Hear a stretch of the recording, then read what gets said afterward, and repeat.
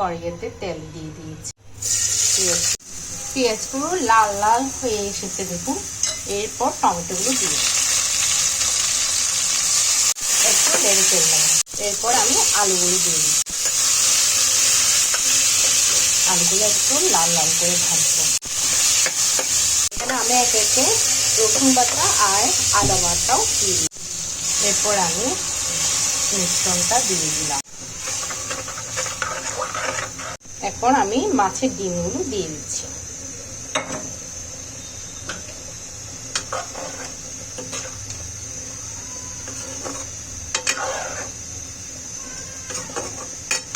এরকম 10-15 মিনিট রাখবো। এখন পানি দিয়ে দিচ্ছি। দেখুন বন্ধুরা কি সুন্দর ডিমের বড়া হয়ে গেছে আলু দিয়ে। আসলে এটা মাছের বড়া, কিন্তু দেখতে পাচ্ছেন অনেকটা ডিমের মতো।